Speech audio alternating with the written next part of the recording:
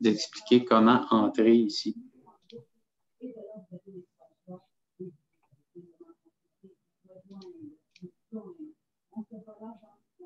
L'affichage est parfait, Anne-Marie? C'est parfait, Marc-André.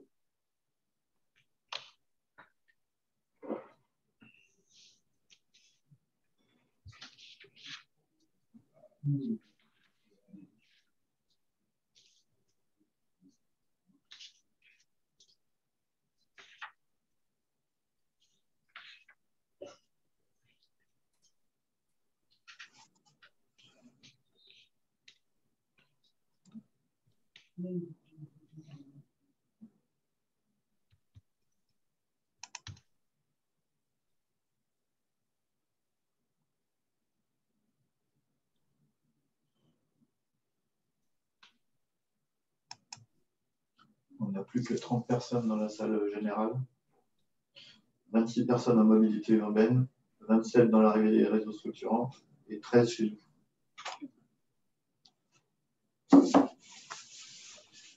Ah oui, je vois les participants sont en train d'augmenter.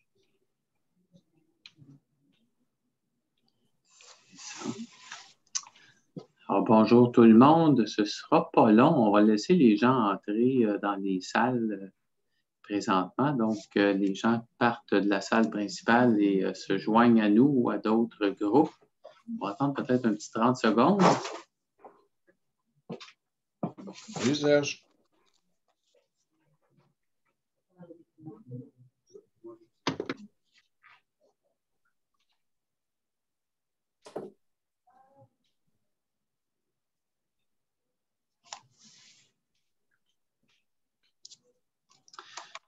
Alors, on est peut-être prêt à débuter avec la présentation dans la salle virtuelle 3 qui est consacrée au transport adapté. Aujourd'hui, je vais laisser nos présentatrices et présentateurs se présenter, mais on reçoit Anne-Marie Lombardi de la STM, Marc-André Veilleux, aussi de la STM, qui nous parle de la nouvelle formation du taxi, et aussi Dania Henriquez, elle est coordonnatrice à l'accompagnement clientèle. Je crois qu'elle vient nous parler de SAMI. Donc, peut-être, je vous laisse vous présenter Marc-André, Anne-Marie et Dania, et puis on pourra débuter avec les présentations. Bien, merci, Éric. Alors, bonjour tout le monde. Comme Éric nous a présenté, mon nom, c'est Anne-Marie Lombardi. Je suis surintendante au transport adapté de la STM et je suis accompagnée de Marc-André Veilleux, qui est chef d'exploitation à la livraison du service. Donc, je vous dirais qu'on est très heureux, Marc-André et moi, de vous avoir parmi nous aujourd'hui pour vous parler un petit peu plus de la nouvelle formation des chauffeurs de taxi de la STM. Alors, comme le titre l'indique, le titre de la présentation, le passage au virtuel, une opportunité de formation. Je dirais vraiment, saisir une opportunité, c'est ce qu'on a fait en 2021. C'est exactement l'approche. Si je suis et je continue. Donc, ce qu'il faut comprendre, c'est que peut-être pour ceux qui sont moins familiers avec la STM, on fait un retour dans le passé. En 2018, on a revisité complètement la formation des chauffeurs de taxi. Ça faisait à peu près une décennie qu'on naviguait avec une ancienne formation. Puis en 2018, on s'est dit, il est temps de la revoir, elle ne répond plus aux besoins de la STM. Donc, qu'est-ce qu'on a fait exactement? C'est qu'on était regarder les différents indicateurs qu'on avait dans nos mains. Par exemple, les indicateurs de ponctualité, les commentaires de nos clients, les plaintes. On s'est assis aussi avec les milieux associatifs pour voir un petit peu c'était quoi les recommandations qu'ils nous faisaient. Puis, on est aussi allé voir tous les gestionnaires du transport adapté qui sont sur le terrain et qui étaient capables d'identifier un petit peu les faiblesses des chauffeurs sur la route, les points de vigilance. Donc, on est allé chercher vraiment différents partenaires et c'est ce qui a créé la formation qu'on avait en 2018 sur les chauffeurs de taxi. Ce qu'on voulait mettre en valeur à cette époque-là, c'était vraiment toutes les attentes de la STM envers le chauffeur. Quand on fait référence, on peut penser à l'accompagnement, à la sécurité de la clientèle lors des déplacements, à l'offre de services en général. Ensuite, le deuxième volet, c'est qu'on voulait clarifier les règles et les consignes auprès de nos chauffeurs. Puis le troisième volet, c'était vraiment de mieux outiller nos chauffeurs en fonction de la clientèle déplacée, qui soient beaucoup plus familiers avec les différents types de déficiences, qui puissent faire de la manipulation des aides à mobilité, qui connaissent la grille tarifaire du transport adapté. Donc, 2018, on revend notre formation, on la refait en fin de compte de A à Z et on la diffuse. Là, les gens vont me dire, bien, Anne-Marie, pourquoi vous avez revisité celle de 2021? Le produit, on l'aimait, le contenu tenait la route. Puis, ce qu'on réalisait, c'était qu'à chaque année, on formait entre 250 et 400 chauffeurs. Et puis, la formation, bien, elle avait des résultats concluants sur le terrain. Sauf que qu'est-ce qui est arrivé en fin de compte? On ne se le cachera pas. Il y a eu une série de changements qui nous ont amenés à revoir nos façons de faire aujourd'hui. Il y a la pandémie qui est arrivée en 2020, en mars 2020. Et ce que ça a fait, c'est qu'on a dû revoir toutes nos pratiques. Ensuite, il y a le CFTR qui, à un moment donné, n'est plus en mesure d'offrir notre formation en présentiel à cause des différentes mesures sanitaires. Également, à l'école, le CFTR était compris avec une échéance d'un bail locatif à l'automne 2021. Fait que tous ces éléments-là, on fait OK, là, il faut revoir qu'est-ce qu'on fait avec ça. Est-ce qu'on met en place une formation virtuelle? Puis je vous dirais que dans toute cette réflexion-là, parallèlement, au mois de mai dernier, ça faisait longtemps qu'on n'avait plus de contact avec nos chauffeurs de taxi. Puis on s'était dit, on va lancer des rencontres en virtuel avec nos chauffeurs de taxi, puis on va leur présenter les règles et consignes, leur faire comme une petite mise à jour. Et on avait quand même des a priori à savoir, est-ce que les chauffeurs seraient au rendez-vous? Est-ce qu'il y aurait cette collaboration? Est-ce qu'ils seraient familiers puis à l'aise avec la technologie? Puis force est de constater que oui. Au mois de mai, on a rencontré des centaines de chauffeurs via des rencontres Teams pour leur passer différents messages. Ils étaient au rendez-vous. Ils ont apprécié le fait de recevoir une formation dans le confort de leur résidence. Puis je vous dirais qu'il y avait beaucoup d'interactions parce que c'était des petits groupes de 10 et 15 personnes qu'on faisait à la fois. Fait que ça donnait des échanges intéressants. Fait que tout ça ensemble, on s'est dit, on se lance dans l'aventure, puis on emmène la formation de chauffeur de taxi en virtuel. Alors, c'est vraiment toute cette réflexion-là qui nous a emmenés à ça. Alors, cet été, qu'est-ce qu'on a fait? Et Marc-André va vous approfondir les différents changements qu'on a apportés. Mais en fin de compte, le contenu, là, il est relativement similaire parce qu'il tient la route. On savait que les messages clés, le rôle du chauffeur, les attentes qu'on avait, c'était ça qu'on voulait transmettre. Sauf que là, on s'est dit, bien là, il n'y a plus de classe, il n'y a plus de présentiel avec les participants. Donc, le cours, la formation de 7 heures n'était plus possible. Il fallait qu'on revoie la structure de cette formation-là. Il fallait qu'on revoie la fluidité du contenu à travers différents blocs. Aussi, on avait plus ce côté humain, terrain avec les gens. Donc, on a dû revoir un petit peu, dire hey, il faut trouver d'autres choses que juste parler pendant X nombre d'heures. Donc, on a ajouté des capsules vidéo. On a créé des activités, des questionnaires aussi pour garder là, nos participants allumés tout au cours de la formation.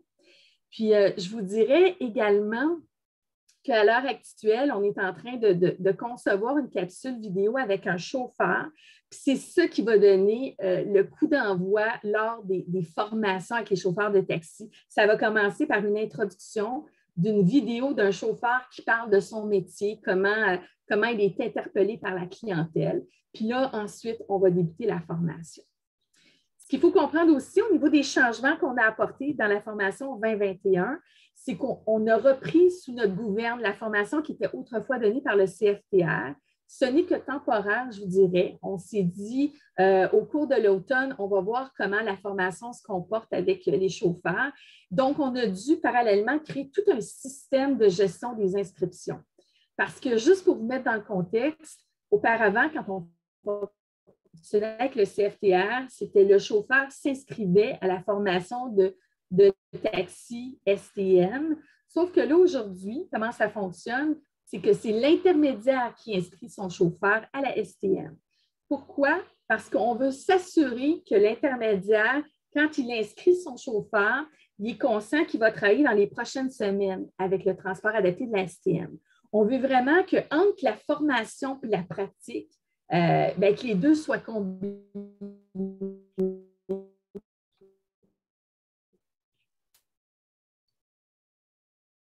Pour qu'il y ait une meilleure assimilation des connaissances.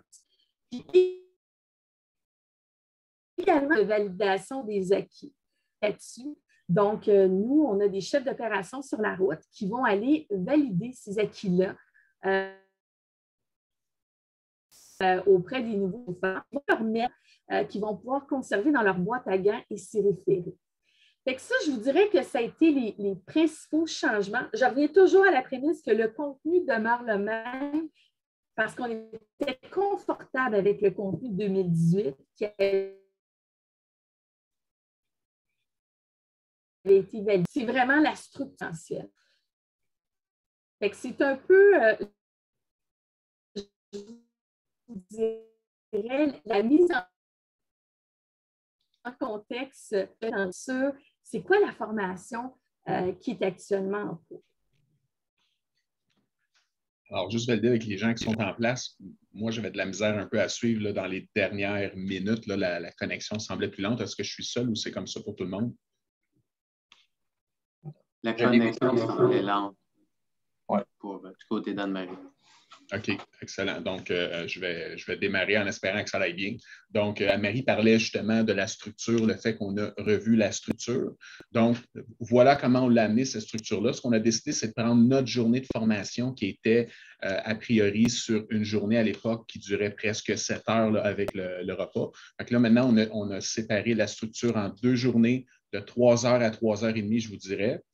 2 journées non consécutives. J'expliquerai pourquoi on veut s'assurer que les journées ne soient pas consécutives, mais quand même assez rapprochées. Normalement, ils sont toujours dans la même semaine et chacune de cette journée-là va être subdivisée en 3 blocs de contenu d'une durée de 50 minutes. Puis on s'assure de donner une pause aux participants aussi à tous les blocs de 10 minutes, sauf évidemment le dernier là, où c'est la fin de la journée ou de la formation à ce moment-là.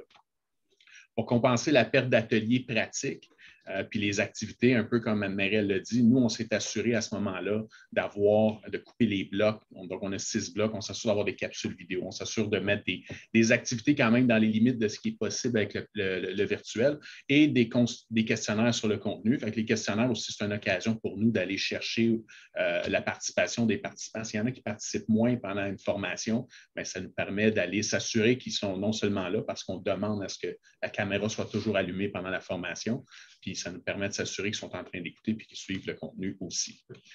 Au niveau des vidéos qu'on a mis, là, pour vous donner un exemple, comme Anne-Marie disait, nous, on accueille éventuellement les chauffeurs avec un mot de bienvenue de leurs collègues. Fait que cette vidéo-là, il est en production en ce moment, vu qu'on ne l'avait pas à l'époque, mais c'est une très belle touche là, de dire que c'est quelqu'un qui fait déjà ce travail-là, qui accueille les chauffeurs, mais qui nous explique ce que ça fait pour eux au niveau du bienvenu. Désolé, mon vidéo ne fonctionnait pas, je l'ai parti. Fait que c'est normal si vous n'entendez pas de son sur les images, c'est juste un petit mash-up des différentes vidéos qui vont jouer durant notre formation. D'autres vidéos qu'on va amener, par exemple, c'est des vidéos sur la manipulation des fauteuils. Avant, on pouvait faire en salle avec un fauteuil, une marchette ou d'autres aides à la mobilité, comment manipuler les aides. Donc, on a sorti des capsules vidéo où on montre aux chauffeurs comment ça fonctionne parce que tous les chauffeurs qui viennent travailler pour nous, Transport Adapté, n'ont pas nécessairement une expérience a priori avant de venir chez nous au niveau de la manipulation d'un fauteuil roulant. On a des vidéos qui vont toucher, par exemple, l'accompagnement en fauteuil aussi, comment monter une pente. C'est quoi la technique pour monter une pente? C'est quoi la technique pour monter une marche? C'est quoi la technique pour monter 3 marches, par exemple, avec un client qui est assis dans le fauteuil?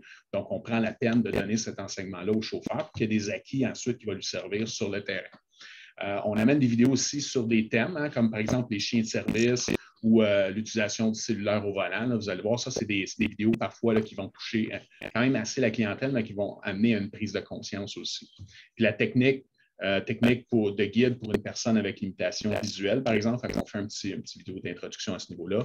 Puis, il y aura aussi des vidéos sur des situations réelles qu'on a captées sur caméra dans notre offre de service à travers les années, où on peut voir des écarts et les conséquences que ça a eu sur la clientèle. Ça, c'est vraiment des bons vidéos qui ramènent les gens et qui leur font prendre une belle prise de conscience. En même temps, bien, ça permet de briser le rythme de la théorie. Hein, que même si on a brisé la journée en 2 journées de 3 heures, bien, parfois 1 heure de théorie ou 50 minutes de théorie sans arrêt, ça reste lourd. Donc, ça nous permet de briser le rythme de cette façon-là. En plus de ça, on va y inclure des activités.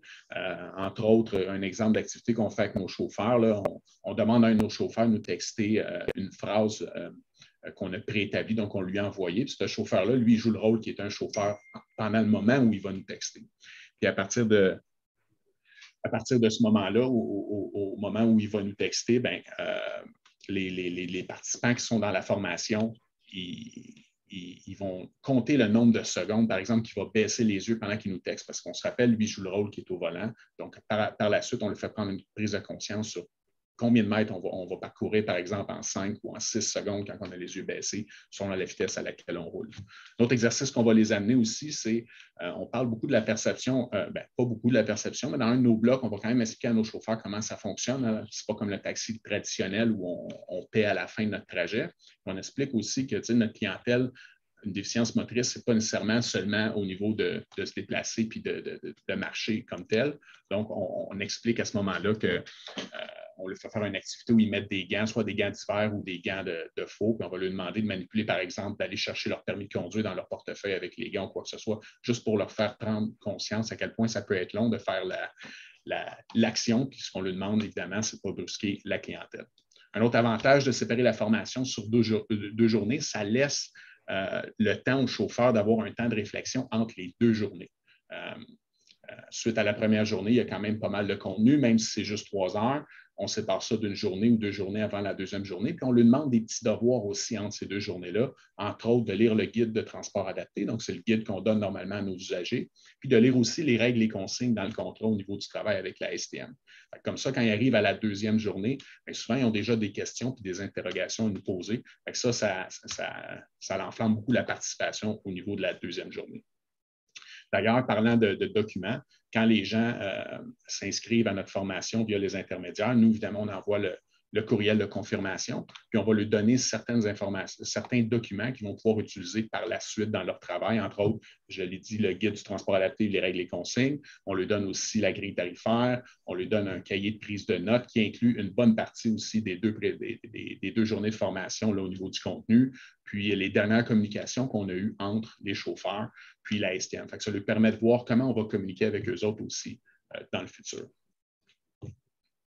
Pour vous donner une idée de comment la présentation elle est séparée, donc 2 journées. La première journée, c'est une journée qui a pour but vraiment d'accueillir les apprenants au contrat de la STM. Fait que ce qu'on veut réussir à atteindre, nous, au courant de cette journée-là, c'est qu'on veut les introduire à c'est quoi le travail de chauffeur au transport adapté. Pas juste un travail, hein, un travail et une mission qu'on aura désormais en commun, celle d'offrir un transport à une clientèle à mobilité réduite. On veut aussi démystifier c'est quoi le transport adapté et sa clientèle, mais aussi qu'est-ce que ce n'est pas. On a des gens qui ne vont pas venir travailler avec nous au transport adapté. Puis là, aujourd'hui, on le voit, probablement c'est pareil dans vos régions aussi, la croissance revient, la clientèle revient, on a besoin de chauffeurs. On a des gens qui s'empêchent de travailler en pensant que c'est un transport médical ou que c'est un transport d'urgence, puis que c'est tout le temps des situations dures à vivre ou quoi que ce soit. Fait qu'on leur explique qu'est-ce que c'est le transport adapté. Ça reste un transport en commun, donc notre clientèle, bien qu'elle est limitée dans ses déplacements, c'est une clientèle qui est apte à utiliser le transport en commun. On veut aussi que ces chauffeurs-là quittent la journée en comprenant l'importance de leur rôle et avec l'impression que nous, on valorise leur travail de chauffeurs professionnels. Donc, oui, ils sont chauffeurs de taxi. On veut qu'ils sortent de cette journée-là en comprenant qu'ils sont maintenant chauffeurs professionnels de taxi au transport adapté en plus de leur autre rôle, qui est déjà très valorisé. Puis on veut qu'ils soient capables de se valoriser aussi à travers leur travail. Parce qu'évidemment, un chauffeur qui se sent valorisé, habituellement, va beaucoup mieux travailler qu'un chauffeur qui est là juste pour une paye. C'est pourquoi on débute la journée de formation avec le premier bloc où on va parler, entre autres, des origines du transport adapté. Donc, ces chauffeurs-là démontrent un intérêt pour nos services. Oui, peut-être qu'il y a une raison monétaire derrière, puis c'est correct aussi, tout le monde doit gagner sa vie, mais c'est peut-être aussi par vocation. Nous, en réalité, on veut profiter du fait qu'ils viennent chez nous pour vendre la mission qu'on va travailler ensemble au cours des prochaines années. On veut leur montrer qu'ils joignent un mouvement entamé il y a déjà plusieurs années. Donc, on fait une petite introduction sur les origines du transport adapté au Québec, à Montréal en particulier. On va lui présenter aussi notre modèle d'affaires lors de cette journée-là. Donc, on en profite pour valoriser la part de l'industrie du taxi dans notre modèle d'affaires, qui nous permet d'ailleurs d'offrir la politique de refus zéro à notre clientèle. Puis ça, je dois avouer que les chauffeurs réagissent très bien lorsqu'ils réalisent que c'est grâce à eux si on est capable de le permettre à la clientèle. D'ailleurs, il y en a beaucoup qui se demandent si on offre juste des déplacements médicaux. Ils voient tout ça de façon très positive quand on leur apprend qu'il n'y a pas de limitation, nous, à ce qu'un client peut demander comme déplacement. Ensuite de ça, on lui présente brièvement notre clientèle, donc juste un bref aperçu des gens qui vont déplacer principalement là, dans le contrat, puis on y reviendra plus tard dans la formation. Ensuite de ça, deuxième bloc, la première journée, on parle de l'offre de service du TA. Donc, on fait la différence entre le fait que ce n'est pas du taxi traditionnel, puis c'est maintenant un transport collectif. Donc, les déplacements ne seront pas directs. Il y aura des jumelages. Il y a plusieurs éléments comme ça qui sont propres au transport en commun. Les partenaires qui vont être sur la route avec eux. Donc, nos chauffeurs, évidemment, ne sont pas seuls. Puis, on ne veut pas non plus qu'ils soient stressés de commencer à travailler avec nous en pensant qu'ils vont être laissés à eux-mêmes. Donc, on les explique avec qui ils vont travailler sur la route, les ressources qui sont là à leur disposition en tout temps pour les supporter durant le travail, soit via leur logiciel de travail ou, par exemple, nos gestionnaires, qu'on essaie déjà de créer un lien entre les chefs d'opération qui sillonnent le territoire et nos chauffeurs de taxi. Brièvement, on leur parle de l'outil de travail. En gros, ce qu'on leur donne, c'est l'information que l'outil de travail va leur donner, eux, dans leur travail, ou aller chercher les clients. On veut leur démontrer que ça va être simple quand même de faire leur travail. Puis, par contre, on ne fait pas de formation sur l'outil de travail. C'est un choix qu'on a fait. Ça se fait chez l'intermédiaire de taxi suite à la formation du transport adapté. Il y a des raisons pour ça. Tout le monde n'utilise pas le même logiciel, donc ça aurait été trop compliqué d'inclure ça dans une formation qui dure quand même juste 7 heures au total. Ensuite de ça, on va les introduire aussi à la réalité de notre clientèle. Donc, comment est-ce que nos clients peuvent réserver, puis ce à quoi ils ont droit, eux autres, au transport adapté. Donc, c'est toujours intéressant de l'expliquer aux chauffeurs, les règles qui s'appliquent aussi à la clientèle, mais en même temps, le service auquel nos clients ont droit, donc le refus zéro, le fait qu'il n'y a pas de limitation au niveau des destinations ou des motifs de déplacement. Donc, c'est toujours intéressant. Suite à ça, on tombe dans les règles et consignes un peu en fin de première journée où on va parler de ponctualité, puis on va séparer les règles qui sont en lien avec le contrat versus les règles normalement qui sont axées sur l'expérience client qui est visé, donc en début de plage d'embarquement pour aller chercher nos clients, le fait qu'on ne veut pas que nos chauffeurs soient visibles lorsqu'ils sont en avance sur l'heure qui est planifiée. Puis dans le dernier bloc, c'est là où on va tenter tout le long.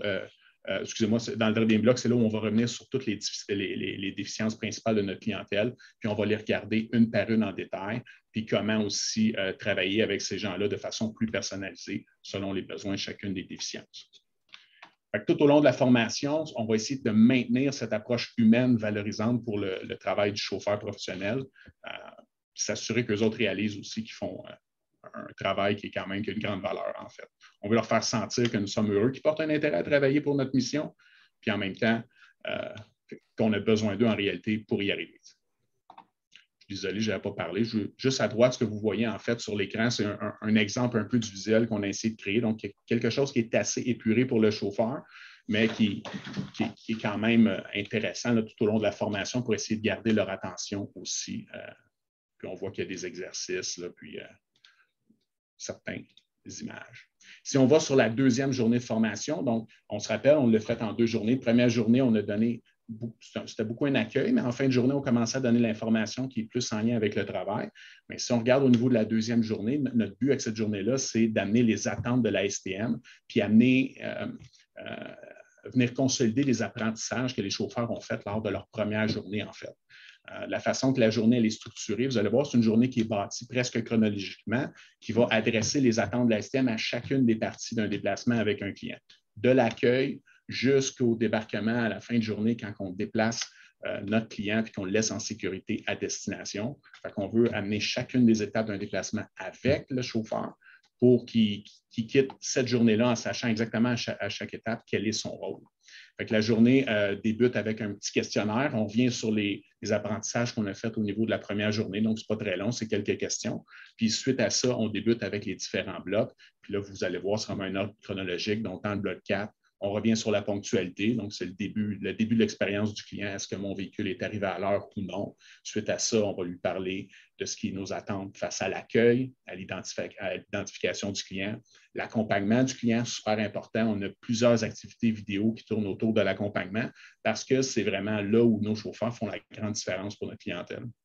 Bloc 5, on est rendu à l'intérieur du véhicule. Donc, une fois qu'il a été accompagné, le client est rendu à l'intérieur du véhicule, quelles sont les attentes de la STM au niveau du confort du véhicule, au niveau de la propreté du véhicule, la sécurité durant le transport, tout ce qui en lien avec la sécurité, autant au niveau de la conduite que des équipements de sécurité, l'utilisation du téléphone cellulaire ou des outils technologiques. La tablette, c'est d'actualité maintenant. Tous les chauffeurs travaillent avec des tablettes. Quand est-ce les utiliser, quand est-ce ne pas les utiliser.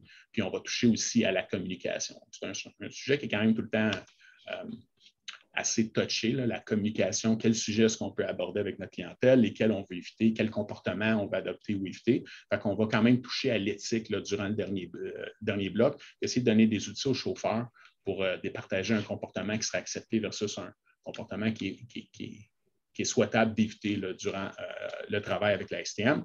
On finit en parlant brièvement de la perception et aussi la documentation des événements. Donc, quels outils vont s'offrir au chauffeur pour documenter les événements durant son travail? Et on termine en expliquant au chauffeur comment réagir en cas d'accident et d'incident, parce qu'évidemment, sur une longue carrière, sur plusieurs années, même si on est parfait, même si on fait tout ce qu'il faut, il y a des bonnes chances qu'éventuellement, on fasse face à un incident ou un accident qu'on doit absolument rapporter. Puis on revient sur le fait que nos chauffeurs ne sont pas seuls. De toute façon, il y a des gens qui sont là pour les aider. Ça nous amène à la refonte qu'on avait faite en 2018. Un des points qu'on avait voulu faire, c'était aussi d'outiller le chauffeur. Parce que même si on ne fait plus la formation complète sur une journée, on pense qu'en 2 jours, avec 6 blocs de 50 minutes, les chauffeurs vont avoir une meilleure rétention de l'information. Tout au long de la formation, on va parler aux chauffeurs. Là, vous le voyez en haut ici à l'image, il y a comme des petites fiches d'information. Ce n'est pas grave si vous n'êtes pas capable de les lire, c'est juste pour les démontrer. Donc, ces fiches-là viennent durant la formation. Ce qu'on explique aux chauffeurs, c'est une fois que la formation sera terminée, bien, pour eux, tout n'est pas terminé encore. Donc, dans les premières journées suite à la formation, il y a un chef d'opération qui va aller les rencontrer éventuellement sur la route, qui va leur amener certains outils pour les aider dans leur travail. C'est pour ça qu'on veut s'assurer que l'intermédiaire inscrit nos chauffeurs, puis qu'il les fasse travailler dans les premières semaines, parce qu'on veut que les gens aient de l'expérience directement au cours des premières semaines. Ça a deux avantages. On veut créer le premier lien entre le chef d'opération et le chauffeur qui vont travailler ensemble pour les prochaines années. On ne veut pas être perçu comme une personne qui est là juste pour les surveiller. Nous, on veut vraiment qu'ils réalisent que le chef d'opération, c'est un partenaire de travail qui est là pour les supporter. Le chef d'opération va lui amener le calepin de référence qui vient toucher à peu près tous les points qu'on touche en formation. Comme ça, si le chauffeur n'a pas retenu l'information à 100 %, il y aura toujours cet outil-là qui est fait d'une grandeur pour entrer dans le coffre à gants. Donc, avec lui, il y a juste à le consulter. Puis normalement, s'il se rappelle qu'il en a parlé en formation, il devrait trouver la procédure ou la consigne exacte dans son calepin de référence. On lui amène à ce moment-là un autre outil qui a été développé il y a plusieurs années avec les chauffeurs, puis on l'a amélioré au fil des années. C'est une pancarte qu'on plastifie, qu'on met sur le tableau de bord, qui explique aux gens que ce véhicule-là est en train d'accompagner un client. Souvent, le chauffeur de taxi, malheureusement, a besoin de se trouver un endroit pour faire un débarquement qui est sécuritaire. Puis parfois, il peut être dans le chemin, parfois, il peut bloquer la rue parce qu'il n'y a pas d'espace, surtout l'hiver où l'espace est restreint. Au moins, ça donne l'information aux gens que ça ne sera pas très long puis que le chauffeur va revenir éventuellement. Nous, on en profite à l'endo, vous pouvez le voir à l'écran, on met des consignes sur l'accompagnement, des petits rappels qui sont pertinents pour le chauffeur. On se dit que plus le chauffeur les voit, plus le chauffeur les lit, parce qu'un chauffeur, ça avait quand même du temps libre dans des journées. Plus qu'il y a des chances qu'il y ait une belle rétention. Et évidemment, le chef d'opération cette journée-là amène aussi au chauffeur le certificat de participation qu'il va pouvoir garder pour démontrer qu'il a suivi la formation du transport adapté.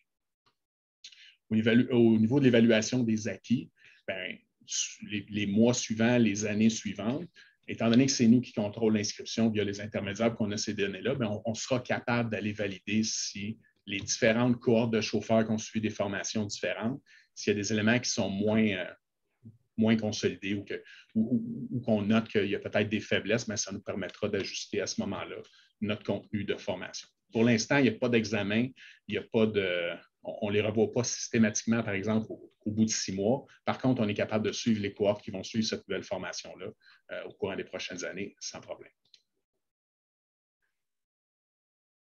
Donc, j'espère que vous allez bien m'entendre cette fois-ci. Le projet il est lancé. En septembre, ce qu'on a fait, c'est qu'on a rencontré différents partenaires. Enfin, on leur a présenté la formation, ils l'ont suivi. On voulait avoir le input. On a rencontré des membres de la TUC, on a rencontré le RUTA, le milieu associatif. Il y a tous les gestionnaires du transport adapté qui ont suivi également cette formation-là, puis les intermédiaires. L'objectif, c'était de voir comment la formation se comportait, puis c'était surtout d'entendre, y a-t-il des ajustements qu'on doit faire. Puis je vous dirais qu'entre le moment où on a fait nos premières formations en septembre et aujourd'hui, il y a eu quand même des ajustements qui ont été apportés. Ce qu'il faut comprendre, c'est que la première formation, la première cohorte avec nos chauffeurs de taxi a eu lieu le 6 octobre dernier. Puis de ce que Marc-André, parce que Marc-André est celui qui anime cette formation-là avec Olivier Debuchard, qui sont deux chefs d'exploitation à la STM, bien, les premiers débuts se passent très bien. Il y a une belle réceptivité des chauffeurs, il y a une participation. Puis ça, c'était l'enjeu. Parce que quand on fait du virtuel, on n'a pas nécessairement, on se pose toujours la question, est-ce que les gens vont participer? Est-ce qu'ils vont assimiler l'information? Alors, de nos premières rencontres avec les chauffeurs de taxi, ça fonctionne pour l'instant. Quoique, on suit de près les prochaines cohortes qui vont avoir lieu jusqu'à la fin de l'année. Nous, à l'heure actuelle, ce qu'on se dit, c'est qu'on a vu une belle opportunité de faire une formation virtuelle.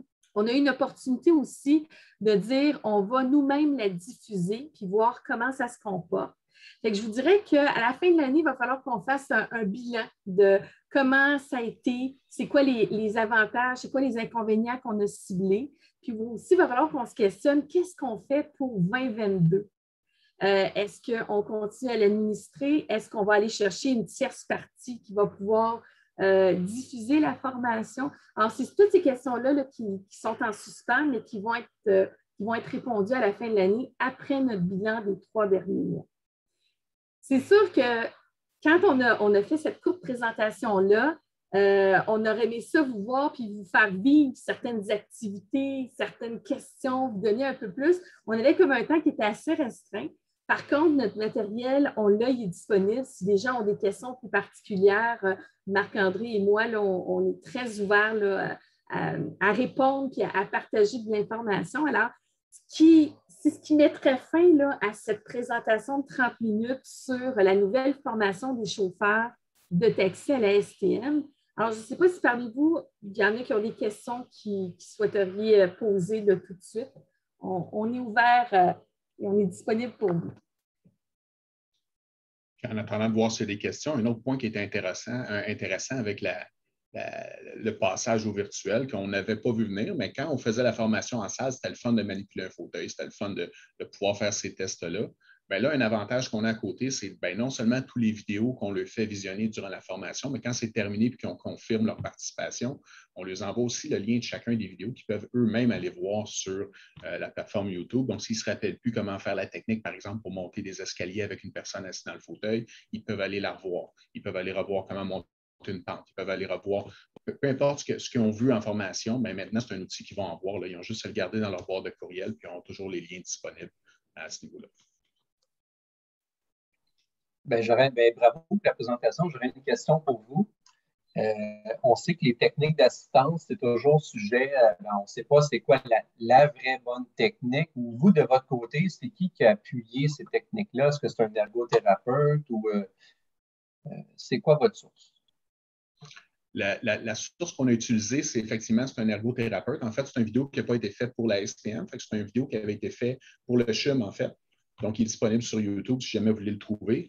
Puis, c'est effectivement un ergothérapeute là, qui fait la vidéo. La vidéo est assez longue, donc il touche à plusieurs parties de l'accompagnement d'un fauteuil. Il y en a qui touchaient plus notre offre de service au transport adapté. Il y a d'autres aspects où c'est plutôt pour le déplacement de résidents, par exemple, qui nous touchaient moins. Donc, nous, on l'a juste réédité en le coupant en plusieurs morceaux. On est allé chercher et récupérer là, les parties qui touchaient plus au niveau de la STM. Fait que ça, c'est au niveau de la manipulation des aides puis l'accompagnement en fauteuil. Au niveau de l'accompagnement, monter un escalier, par exemple, ou 3 escaliers, bien, nous, on avait déjà fait un exercice à l'époque à la STM pour nos chauffeurs minibus en régie interne qui était axé sur le déplacement sécuritaire, la technique de déplacement sécuritaire des clients.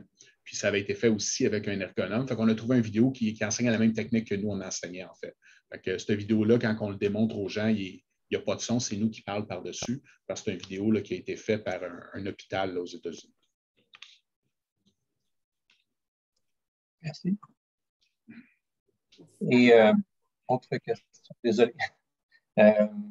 Vos chauffeurs, chauffeurs de minibus, vous, c'est des chauffeurs à l'interne. Est-ce que c'est un peu la même formation qu'ils ont?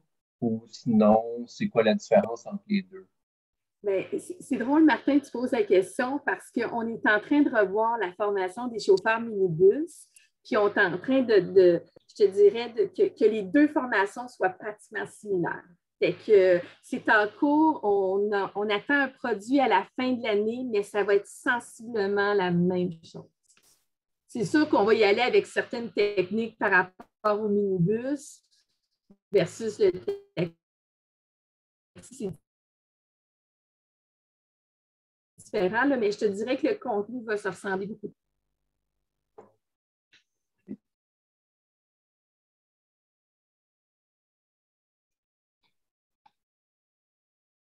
Est-ce qu'il y a d'autres questions que vous souhaiteriez nous poser?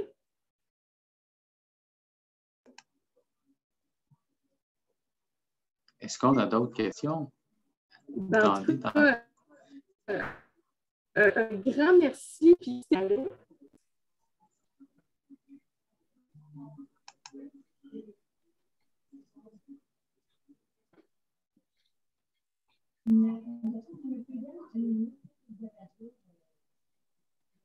merci beaucoup, Anne-Marie et Marc-André. Je pense que ça a coupé un petit peu avec Anne-Marie à la toute fin. Donc, je pense qu'on peut passer à la... Gardez vos questions si vous en avez toujours pour Anne-Marie et Marc-André. On pourra y revenir à la fin. Je pense qu'on peut passer avec la présentation de Dania et du RTC. Merci. Danielle Riquet du Réseau de transport de la capitale, coordonnatrice à l'accompagnement de la clientèle. Il me fait plaisir aujourd'hui de vous présenter notre service d'accompagnement à la mobilité intégrée. Je vais partager mon écran en espérant que le tout se passe bien.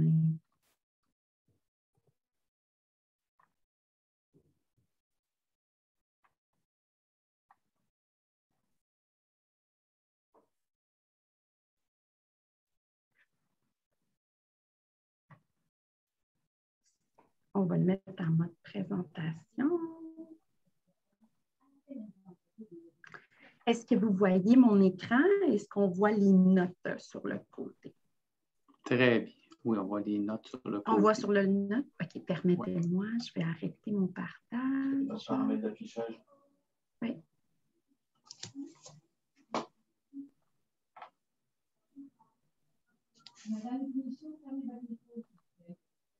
Est-ce qu'on voit les notes à ce moment-ci? En ce moment, on voit ta présentation seulement, c'est parfait. OK, super. Donc, c'est ça, le service d'accompagnement à la mobilité intégrée qui a vu le jour le 13 juillet dernier est un service qui est dédié à l'information, la formation et à l'accompagnement des citoyens et des organisations, ainsi que des entreprises dans le domaine de la mobilité intégrée. Donc, ça inclut plusieurs modes, vous allez le voir tout à l'heure. Dans les faits, c'est un service là, qui est en ligne droite avec notre plan stratégique, mais surtout avec notre plan en développement en accessibilité universelle. L'objectif de ce nouveau service, évidemment, c'est d'augmenter l'utilisation du transport en commun ainsi que d'intégrer les différentes composantes en mobilité intégrée. On souhaitait aussi offrir plus d'options et de souplesse au niveau de la clientèle utilisatrice du transport adapté et en leur offrant un accompagnement personnalisé ainsi que des formations adaptées. On souhaitait aussi augmenter la satisfaction de la clientèle au niveau des différents outils d'information et d'accompagnement sur le réseau, ainsi qu'une meilleure compréhension du transport en commun et des différentes composantes. Le but aussi, c'était de former les personnes handicapées à mobilité intégrée, des personnes handicapées à mobilité réduite à l'utilisation du transport en commun régulier. Donc, c'est les objectifs de notre beau SAMU. Et on les divise en deux volets. On a le service d'accompagnement, où est-ce que, outre la clientèle régulière au grand public, notre clientèle cible principalement, ce sont les personnes handicapées à mobilité réduite, les personnes âgées, les nouveaux arrivants, ainsi que la clientèle scolaire, là, ceux qui passent du transport scolaire vers le transport régulier. Et on a un deuxième volet qui est présentement en développement, qui est la gestion des déplacements, lesquels on travaille en collaboration, en partenariat, je devrais dire en fait, avec Mobilité. C'est-à-dire qu'on souhaite faire une démarche complète, créer des plans de gestion des déplacements en faisant une analyse des besoins des entreprises et on va leur proposer des solutions en déplacement qui vont répondre là, selon le contexte de chaque entreprise. Pour ce qui est, avant de mettre en place le SAMI, évidemment, ça fait 2 ans qu'on y travaille et en collaboration avec le CIUS ainsi que le CIRIS, les centres interdisciplinaires, ainsi que le ROP 03, le regroupement des personnes handicapées de la région 3. On a fait un portrait complet de la formation qui était déjà existante, mais surtout des besoins de la clientèle et de nos partenaires.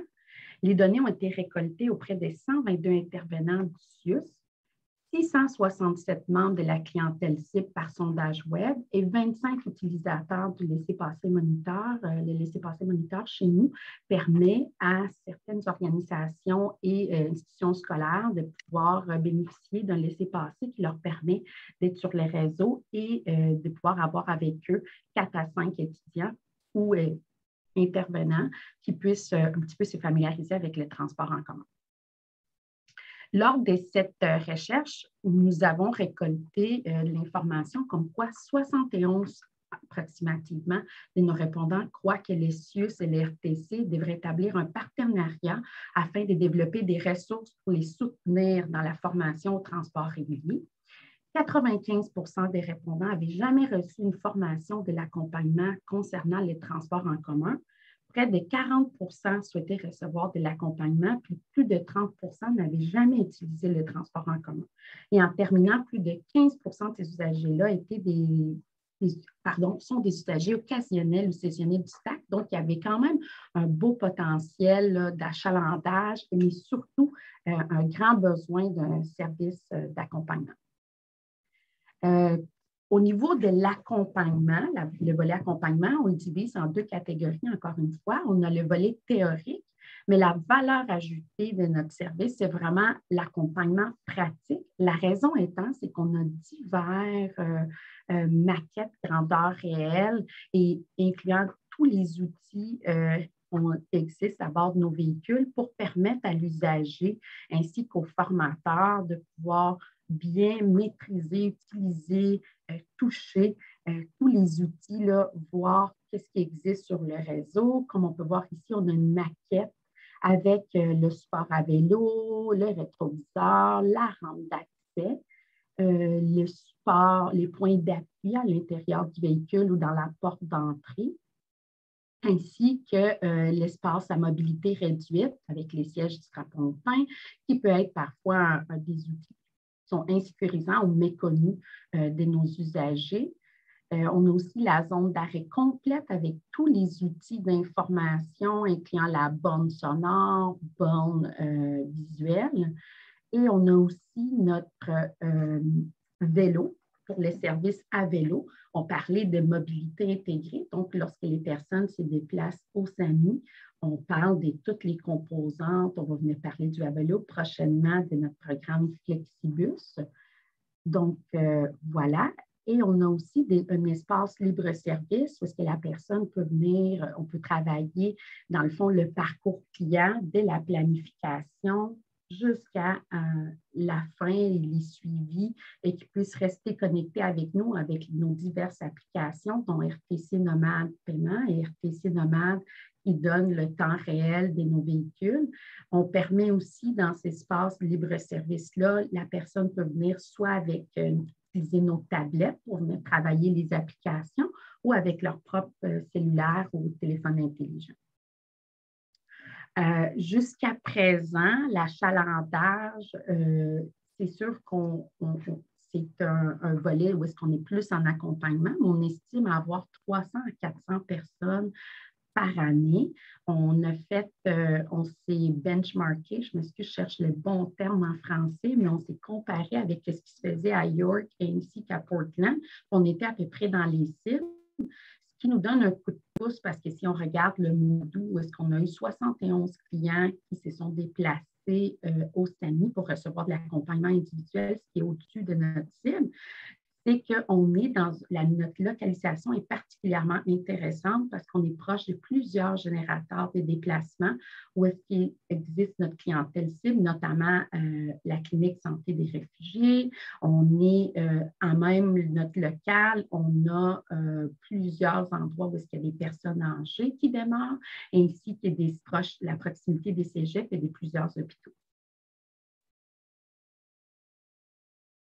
La valeur ajoutée, comme je disais, du SAMI est vraiment tous les outils dans lesquels on peut faire de l'accompagnement personnalisé. Un client peut venir juste essayer notre rampe d'accès, il peut venir tant qu'il veut, mais ce qu'on souhaite aussi avec nos partenaires, c'est leur offrir la possibilité qu'eux puissent venir utiliser nos installations pour donner un accompagnement plus spécialisé dans lesquels nous, on n'a pas cette expertise-là. Par ailleurs, on a déjà eu des groupes, donc un groupe en déficience intellectuelle qui était accompagné, là, évidemment, par des intervenants. Il y a toujours un agent du service à la clientèle qui est là pour pouvoir bonifier au niveau de l'information de nos outils et nos services. Par contre, ce qu'on souhaite, comme je disais, c'est que ça puisse être utilisé par divers organismes pour donner une information beaucoup plus spécialisée. Et vous avez un portrait de l'ensemble des services qui sont offerts au SAMI. Outre tout le volet expérience client, on a aussi un centre d'information. Donc, comme je parlais plus tôt au niveau du parcours client, on parle de la planification. On va pouvoir, au niveau du centre d'information, venir travailler tout ce qui est les types de transport, émettre la carte puce, qui fait un service complet pour les clients quand ils viennent au SAMI, de faire du début jusqu'à la fin par rapport à son trajet. Et on a aussi la possibilité, nous, on a regroupé tous nos objets trouvés à travers le réseau, sont regroupés au SAMI, ce qui nous permet par l'effet même de faire la promotion des services. Donc, quelqu'un qui vient récupérer un objet, mais il découvre le SAMI et ça nous est arrivé de voir des personnes qui sont revenues, mais je vais revenir avec mon fils qui entre au secondaire, qui va passer du transport scolaire au transport régulier. Le travail du SAMI, en fait, le fruit du travail du SAMI ou la mise en place provient, comme je disais, des différents partenaires. Donc, on est vraiment content de pouvoir compter. Puis, je précise que pour la clientèle du transport adapté à Québec, c'était une préoccupation de savoir, mais est-ce que la mission du STAC reste? Est-ce que le STAC est toujours disponible pour notre clientèle? Évidemment, nous, le SAMI, ce qu'on veut, c'est être complémentaire.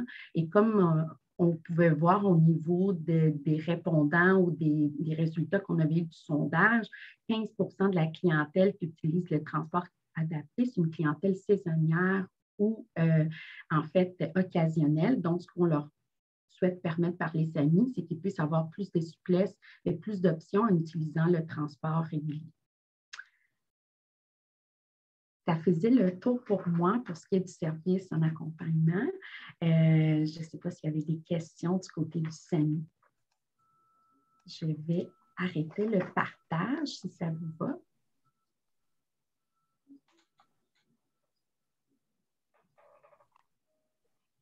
Voilà.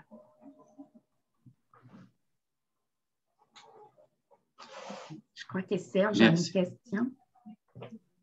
Ah, oui, Serge.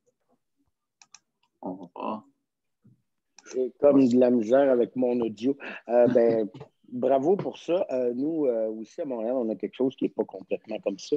Mais ce qui m'interpelle particulièrement, c'est vous travaillez, et ça, moi, c'est un message que j'ai pour l'ensemble des sociétés de transport, c'est travailler avec vos milieux associatifs. Je pense que ça amène de la richesse pour tout le monde. Ça amène les réalités les mêmes un peu pour tout le monde.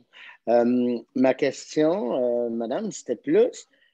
Comment vous, parce que nous, là, on est vraiment dans ça. Nous, on recommence parce que la STM a validé effectivement des formations qui vont être données et c'est une personne chez nous qui est embauchée pour faire ça et on commence dans 2-3 semaines. Ma question était comment vous arrivez à convaincre les gens avec un discours qui les insécure pas. Parce que nous, et moi je le dis souvent, notre société de transport, il ne faut pas laisser entendre à cette clientèle-là que de se former à l'utilisation du réseau régulier est une façon de réduire le transport adapté. C'est-à-dire, ben, si tu es bon en régulier, je vais te l'enlever. Alors, nous, en tout cas, c'est très clair.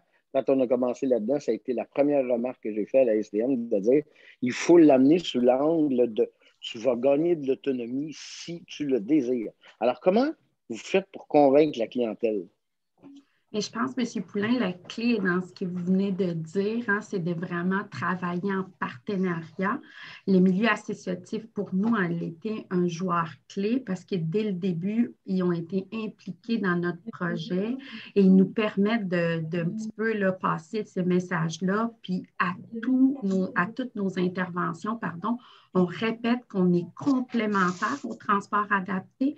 On ne souhaite pas remplacer aucunement l'utilisation du transport adapté. Ce qu'on souhaite, c'est de leur offrir plus d'options. Vous savez qu'au transport adapté, là, comme tout le monde probablement le connaît ici, il faut faire une réservation. Nos véhicules ne sont pas toujours disponibles, mais en sécurisant les usagers à l'utilisation du transport régulier, ce qu'on veut, c'est qu'on puisse leur permettre, bien, s'ils veulent rester un petit peu plus longtemps à une activité ou s'ils veulent en faire plus, mais qui ont cette latitude-là de le prendre et leur donner des outils pour vraiment être plus habitués à le prendre, se sentir plus à l'aise.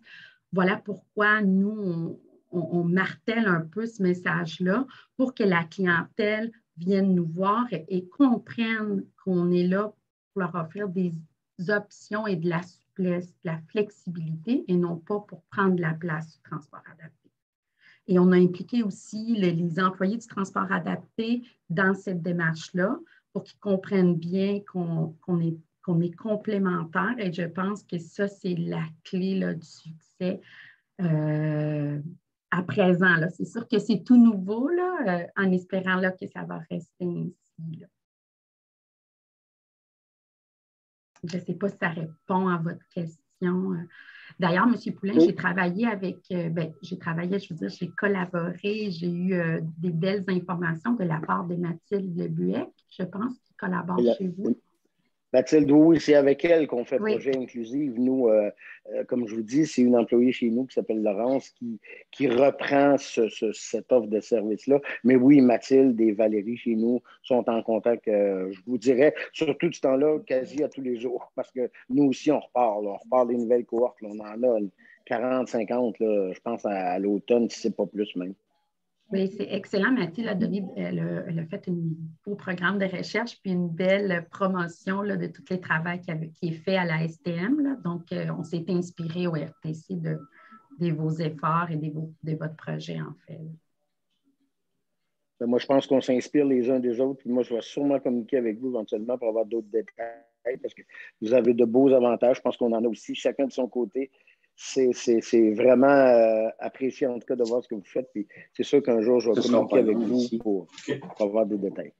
Ça va me faire plaisir, M. Poulain.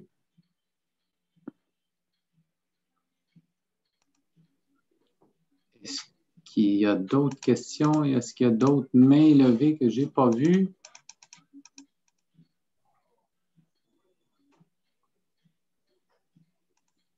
Je ne crois pas. Bravo, en tout cas, pour ce projet-là. Moi, je suis jaloux. À Montréal, j'aimerais ça qu'on ait ça. un jour, on y arrivera. On l'a, Marc-André, on l'a. Ça s'en vient. On l'a. Mais c'est très bien, pour vrai. Ça donne des opportunités à la clientèle. Tu sais, quand on dit que c'est complémentaire, c'est vrai. Puis même dans notre formation, on parle à nos chauffeurs en lui disant « Faites la promotion de notre service. » On a une partie de la clientèle, même avec le transport adapté, ils pensent qu'ils ont juste le droit aux déplacements médicaux. Alors qu'en réalité, nous, ce qu'on veut leur offrir, c'est d'avoir le plus possible les mêmes possibilités que n'importe qui prendrait le réseau du transport régulier.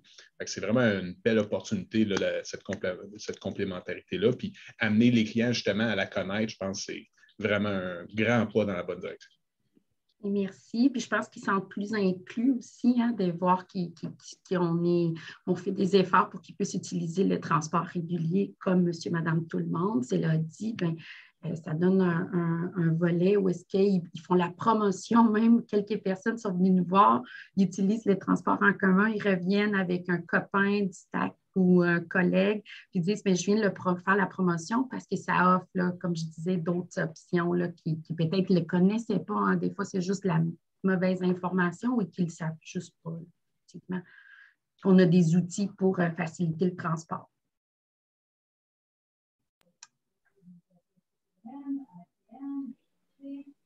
Ah. Marc-André, tu avais quelque chose à ajouter? Non? Non, c'est bon, merci. OK. Ben, écoutez, si on n'a pas d'autres questions, je pense que ça a complété nos deux présentations. Merci beaucoup à Marc-André. Anne-Marie. Oh, quelqu'un avait un autre commentaire? Peut-être juste dire, je Oui. reviens sur un message que puis j'espère que j'ai de la misère à trouver ma main, là, je ne sais pas trop. Mais peut-être juste dire, moi, en tout cas, j'encourage les sociétés de transport et c'est un message que je passe tout le temps, mais on a l'expérience clé, en tout cas, puis je sais qu'à Québec, ce que je suis en train de comprendre, c'est que ça se passe un peu comme ça. Travaillez avec vos milieux associatifs. Moi, j'ai toujours dit, on est complémentaires les uns des autres. Moi, je dis toujours à Marc-André, parce que ça fait des années que je travaille avec lui, on est vos yeux, puis vous, de votre côté aussi, vous nous partagez des choses. Je pense que la richesse de travailler avec le milieu, c'est ça, c'est bon des deux côtés. Ça peut amener des discussions des fois serrées, mais c'est parfait. Je pense que c'est comme ça qu'on arrive à trouver des solutions que j'appelle win-win pour tout le monde. Moi, c'est juste le message que je voulais passer à tout le monde. Tout à fait. Tout à fait. Ça fait du bien de se challenger des fois. Ah, j'ai mon collègue, je crois, Stéphane Messier, qui a la main levée. Bonjour, Stéphane. Oui, bonjour, Éric. J'avais juste une petite question pour Dania aussi. Est-ce que tu avais entendu parler du programme Compagnon qui était à la Société de transport de Laval, où est-ce qu'il donnait c'est une aide, mais c'est un accompagnement. Pendant que la personne se déplace, elle a sur elle la possibilité d'avoir des informations qui lui permettent de se déplacer à l'intérieur de pour utiliser aussi le transport régulier. Mais c'est ça, c'est fait là, pour les personnes qui ont un peu de difficulté là, à comprendre toutes les indications de suivre ça. Est-ce que tu as entendu parler? Peut-être que, je ne sais pas si c'est quelqu'un de la STL qui est branché en ce moment, mais peut-être que tu peux aussi donner un peu d'infos là-dessus. Là. Martin est là. Martin, oui. Ça ne fait pas tellement longtemps, là, vers la fin de la mise en place du projet SAMI, j'en ai entendu parler, puis assurément là, que je vais approcher de manière plus étroite là, la STL, juste pour voir comment on ne pourrait pas intégrer ça là, dans notre offre de services, puis aussi avec d'autres offres qui s'en viennent, là, ça va être quelque chose qui pourrait venir bonifier qu'est-ce qu'on offre présentement. OK, merci. Oui, c'est ça. Oui, parce que ça, j'avais entendu ce qui se passait pour la STM, entre autres. À Montréal, il y avait des choses. À Laval aussi. Puis là, à Québec aussi, tu présentes des choses. Donc, c'est ça. Il y a quelques sociétés là, qui développent donc des services ou des aides là, pour faciliter l'accès au transport régulier. C'est bien. Merci. Tout à fait. Merci. Merci beaucoup tout le monde. Vous pouvez rester dans la salle. J'ai un petit service à vous demander, mais pour commencer, j'aimerais remercier beaucoup Dania, Marc-André et Anne-Marie pour les belles présentations. On va s'occuper de vous. Restez dans la salle parce qu'on aura un petit mot de la fin là, pour un petit 5 minutes de notre président, Philippe Schnob. Et j'aimerais ça qu'on reste. Et ça, en fait, c'est un mot d'adieu pour lui comme président de la TUC. Puis j'aimerais ça qu'on soit plusieurs personnes dans la salle quand même pour entendre ce qu'il a à dire. Moi, je l'ai lu, le mot. Je ne vous dis pas ce qu'il y a dedans. Mais quand même, je pense que vous ne serez pas déçus. C'est quand même émouvant et c'est un beau 8 ans de passer avec nous à la TUC. Donc, ne bougez pas, les gens du transport adapté. On va vous transférer dans une autre salle qui se poursuit présentement. Merci beaucoup de votre participation.